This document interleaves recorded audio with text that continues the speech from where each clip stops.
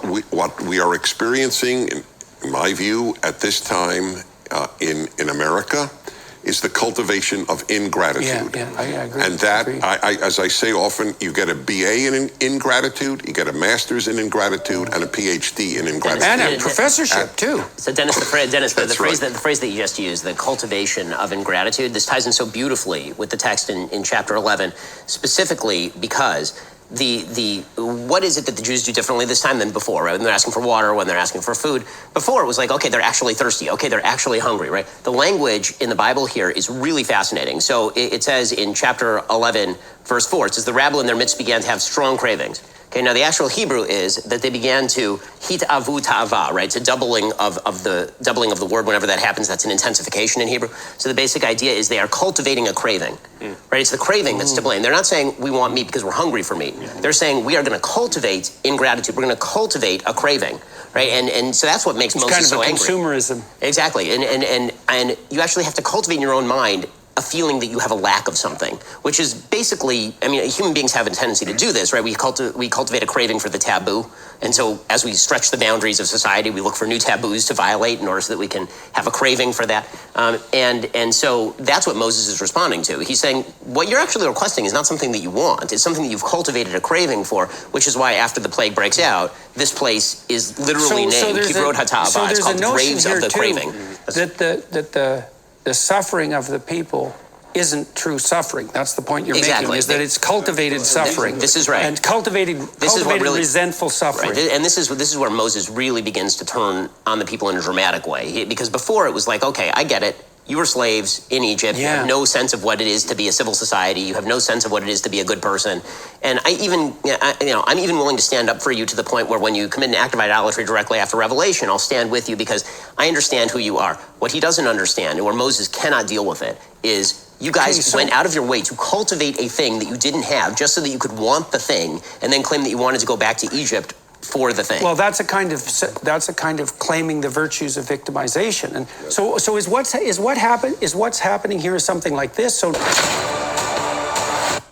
we've already established that the Israelites have now established a state, and it's kind of functional. And that means if it's a functional state, your basic suffering has already been mitigated. And so then you might say one of the temptations of people in a functional state after their basic sufferings have been mitigated is to cultivate the suffering for the point of victimization and the moral demand that victimization... Or just also the problem of satiety. And I don't know if you said that in English, but the idea, the problem of desire itself, in the King James Version, it says a lust, like among them fell a lusting. And so it's this sense that, you just... for your own sake, you want to eat that snack food, you want that extra thing. It's a cultivation of craving. Yeah, it's a cultivation of craving, that's right. Medieval Christian mystic, Meister Eckhart, was reputed to have said, I don't think you can find the exact quotation, but he's reputed to have said, if you have one prayer, then that should be gratitude. Right. Which is rather good. By the way, this is also the gap between... Yeah, and the reason it's a virtue is because it's something you should practice. Like, we should note this. It's like, it's not that easy to be grateful because life does involve pain and suffering. And so you can justify... It's easy to rationally justify resentment. It truly is. But it's extremely toxic, and it's tied up in a strange way with deceit and arrogance, too, which is something I won't get into. But there is a lost notion, I would say, in our culture that we've lost the notion that virtue is something to cultivate. Like, gratitude and courage are both difficult. There's all sorts of reasons to be timid and ungrateful. And it's to work against the evidence in some way that constitutes the core of the virtue. And so I've talked to my wife about this a lot. She's been very much trying to cultivate a sense of gratitude, and it's a practice that she's engaging in to try to observe in every situation what miraculous gift she's been given within the context of that situation. Of course, sometimes that's extraordinarily difficult if the situation is dire, but you could ask yourself, you could abstract away from that and say, well, even if the situation is dire, is it so self-evident that the best stance to prepare yourself still wouldn't be one of gratitude?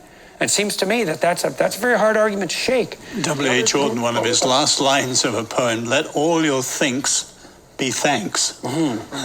But in the Torah, isn't it right that you've got a trio? You've got gratitude, memory, remembering, and history. Again and again they're told, remember, remember, remember. It's when we forget we're ungrateful.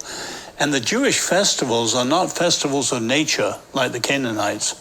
They're festivals of history. God did this for you then.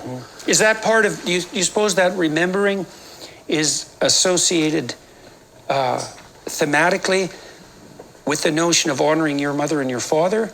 Because to remember is to remember the traditions of the past. Well, yeah. What you owe. One of the things that's really struck me about our modern culture, especially the culture that we pass on to young people, is that we don't stress the necessity of gratitude. We view the past as, well, a patriarchal tyranny, let's say, and there are elements of the past that are both patriarchal and tyrannical. But my sense always is, well, yeah, but if you plug in your toaster in the wall, it works. And when you go outside, the houses aren't burning down and there aren't riots everywhere. If the pagans depended on nature, we depend on technology. In order to cultivate a craving, the Bible seems to be pointing out, in order to really, truly cultivate a craving, you have to rewrite history. And so that's actually what happens here. It says that they start to cultivate a craving for me. Here. That's what I'm saying. So because what the text actually says, right? No, immediately after here that. In America. Oh, right. Yeah. So right, exactly. So the text says that right after the people begin to cultivate a craving, listen to the way that the Bible characterizes the Israelite complaint. Right? They say, "Who will give us meat to eat? We remember the fish we ate in Egypt at no cost." And they were slaves, but the way they remember that is it didn't cost us anything because we didn't have to buy it. Right? Well, the same thing happened with post-Soviet nostalgia. That's right. Remember the good old days under Stalin. It's like the part of this. Stalin to me is positively regarded by a majority of Russians to this day. For me, what's interesting is that the ingratitude leads immediately to regression.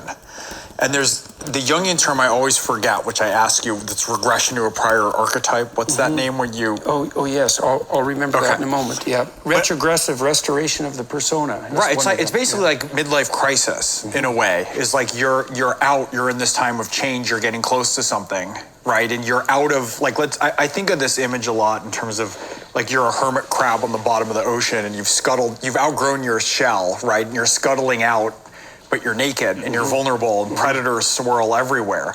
And you don't even know if there's another shell that's out there that you can fill. That's very much the state right now of the Israelites. And you have to have faith to keep going, that not only will you find something out there, but that it will be more capacious, that you can fill it in a greater way. And so many people seek to kind of scuttle back to the thing that they ill fit before and kind of cram themselves back into something. Well, that was a pre-existent state of order, right? So there is a validity. There is a validity in nostalgia for the past, and the validity is, well, we weren't dying then, and that's the truth. And so, but it's not a fit that you can wear again. It's like that's the danger. It's the siren song of a midlife crisis. Let's say, if I just go back and do this over again, it was better. That would be the pathology of an unthinking conservatism.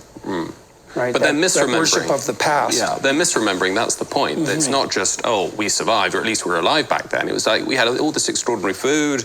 And I think a little bit later, they actually describe this kind of a shocking verse to me, Egypt as the land of milk and honey, flowing with milk and honey. I think that's right, isn't it? It's just this extraordinary kind of, it's not just forgetfulness or misremembering. It's the projection of the destination into the past. Exactly. The destination they're journeying to, as it were, is just flipped around as if they're heading back. Yeah. So now the Israelites have a state, and now they're tempted by ingratitude, and the ingratitude makes them murmur, and the murmuring is, in a sense, calling forth another tyrant, and that's what Moses is objecting to. He's saying, now the burden is too great on me again, and God returns to this notion of subsidiary responsibility once again, right? So to even address this issue of emergent, lustful ingratitude, it's the same remedy. I just want to point out one thing, just for an image and people to understand the relationship of this. I keep pointing to this fractal structures. I want people to realize the Bible is so coherent. It's crazy. This idea of they want to eat flesh, that they want to eat animals. And in the hierarchy of things, the animals are on the outside. The animals are that which is being sacrificed. They're they're on the edge, and so God burns the edge of the camp. It's almost like, that's what they want, and that's where the fire comes. It comes from to the edge of the camp, kind of singes the edge. And so there's that, because you'll see later an image of the Miriam who is too pure. But here you have this sense in which what they want is the animality, like they want to dive into the flesh, and the result of that is this, gluttony.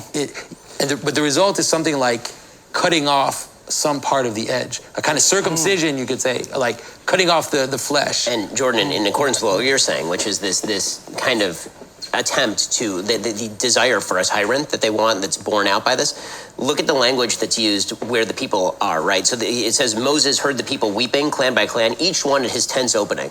The last time you saw that language is when Moses was in the tent of meeting by himself, right before the reestablishment of the tabernacle. He's out there, they're each at their tent's opening, and they're looking this way so they're treating Moses like, you're the tyrant, give us what we want, right? We want the person who can provide us the meat. And Moses saying, I don't want this. Why are you giving this to me? It's too much for him. It's too much for me. I can't do this. And God says, okay, fine. So then the answer is that I'm going to take some of your, it's, again, more tragedy for Moses. The glory that I've put upon you that comes from my relationship with you, I'm now going to spread to these 70 elders who are going to help you carry the burden.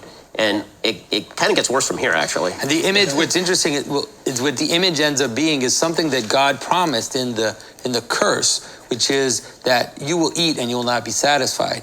And so then it's almost, God is going to say, oh, you want meat? Oh, you're going to have so much meat that you're going to be disgusted of it. You're going to loathe it by the amount of meat that you're going to have. Which, by the way, is actually pretty good therapy. Like if you ever have a kid who really has a craving, you just like have a family friend, yeah, exactly, who did this with cigarettes, found their kid smoking, and was like, okay, here's an entire pack. You're going to smoke this entire pack right now. Kid never smoked again. That's right.